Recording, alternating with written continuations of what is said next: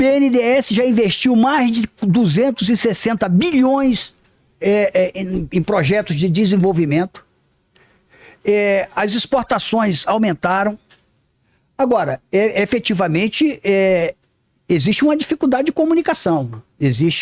Há uma dificuldade de comunicação. Acho que o governo está melhorando, está tentando criar uma embocadura para comunicar melhor a população. Eu tenho vou afirmar aqui com todas as letras. Eu conheço um pouco de política, eu estou há muitos anos nisso. Depois até vou explicar. Pesquisa é uma coisa que é sazonal, é igual a inflação, é sazonal. É sazonal. Você vê que mesmo com toda a dificuldade, o Lula continua liderando as pesquisas. E Lula, se for candidato à reeleição, será reeleito. Será reeleito com sobra. Posso afirmar aqui, para ser cobrado depois. Por quê? Primeiro, porque o governo está dando certo. Né? E segundo, que muito mais coisas irão acontecer até 2026, até o final de 2026, incluindo elas a reforma tributária. Reforma tributária. Só para dizer aqui, para fechar minha fala, só para lembrar aqui o Davi, que eu lembrei agora no caminho. Davi, para dar seguimento à prática e aplicação da Constituição de 88, os tucanos criaram a CPMF. Lembra? Nós todo mundo aqui lembramos da CPMF. A CPMF foi extinta em 2007. Hoje, se houvesse CPMF, você botaria, ele sabe, deve ter essa conta melhor do que eu, acho que botava mais 120 ou 130 bilhões para dentro. A CPMF foi derrotada, inclusive, com o voto da Heloísa Helena. Tem até uma frase que era do PSOL na época, né? Agora saiu do PSOL, que votou contra a CPMF. E a CPMF era fundamental para a melhora do sistema de saúde. Mas mesmo assim o Lula agasalhou e conseguiu tocar e fez o país crescer em 2010, quando entregou a 7,5%. Coisa que vai voltar a acontecer depois que se colocar novamente a economia brasileira nos trilhos. E só para fechar, ele falou aqui do armazenamento da Conab. Todos os armazéns da Conab estão com problema. O Bolsonaro e o Temer acabaram com o estoque regulador de mantimentos no país.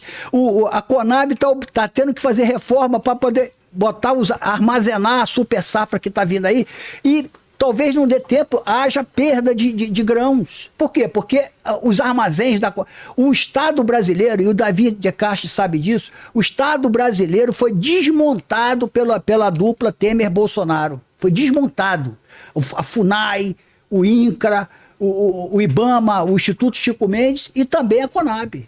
Hoje nós temos essa dificuldade. Nós estamos reconstruindo a Conab, que é a Companhia Nacional de Abastecimento.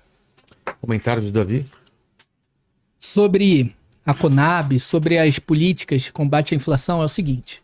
De fato, foi o governo Temer que desmontou os estoques reguladores no Brasil e o governo Bolsonaro manteve. E esse desmonte está cobrando a conta agora. Porque se a gente tivesse os armazéns abastecidos, milho subiu. O preço do milho subiu no mundo. E aí o que acontece? Milho é insumo para produção de ovos.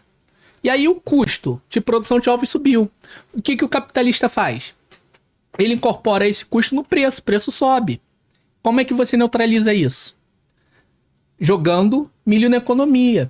Ou criando um imposto de exportação que desestimule a venda para fora do Brasil e aumente a demanda, que aumente a oferta de milho no mercado doméstico, de café no mercado doméstico. Imposto de exportação é pecado falar. Por quê? Porque quem paga é o agro, e o agro não quer pagar imposto, né? Sabe como é que se faz imposto? Sabe como que se trabalha com a alíquota de imposto de exportação no Brasil, Catalice? A alíquota de imposto de exportação, ela é determinada por decreto do Poder Executivo. Ela não passa pelo Congresso. Tem um decreto, lei da época da ditadura ainda, que estabelece que a alíquota de imposto de exportação no Brasil é de 30%.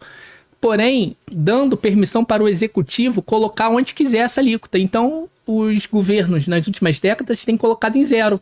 Se você sobe um pouquinho a alíquota de exportação, você desestimula a saída de produtos destinados a alimento para a China, para soja, para fazer ração de suínos na China, e coloca mais alimentos no Brasil, reduzindo o preço. Então, há mecanismos para combater essa alta. Mas sabe o que atrapalha, Cantalice? A austeridade fiscal. A austeridade fiscal deixa o governo sem dinheiro para fazer isso, para melhorar a vida do povo, para baratear a vida do povo.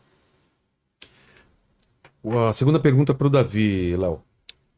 Davi, a Tatiana Oliveira pergunta para você. Davi, o governo Lula se apresenta como um defensor da redução da desigualdade, mas algumas políticas econômicas, como a manutenção de juros elevados e um ajuste fiscal mais rígido, beneficiam principalmente o mercado financeiro. Você acredita que há um verdadeiro compromisso em reverter desigualdades estruturais ou as decisões do governo acabam favorecendo bancos e investidores em detrimento da população mais pobre? Que tipo de política econômica deveria ser implementada para, de fato, priorizar o povo? Bom, vamos lá. Essa pergunta é sobre a caracterização do lulismo, né? Na história, o lulismo ele tem sido caracterizado, por exemplo, pelo André Singer. Ele faz a seguinte caracterização do lulismo. A principal base de apoio do lulismo é das pessoas que ganham entre 0 e 2 salários mínimos, tá? Essa é uma caracterização. Esses daí são dados. O Lula, ele perde a eleição de 89, perde a eleição de 94, ganha a eleição de 2002 sem ter o apoio dessa parcela da população. Isso é interessante. O Lula ele perdia entre 0 e 2 salários mínimos. Ele ganha pela primeira vez essa parcela da população em 2006. Foi a primeira vez que ele ganhou esse eleitorado mais pobre. Então, era um candidato nichado, por mais contraditório que isso possa parecer, né?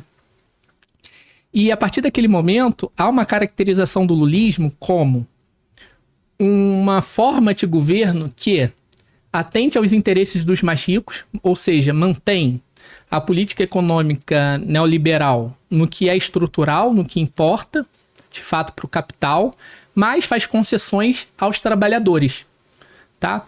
Mantendo a ordem, ou seja, o princípio é você reduzir desigualdades, mas sem enfrentar a ordem. E há uma mudança, mas há uma mudança qualitativa no governo Lula 3. Por quê?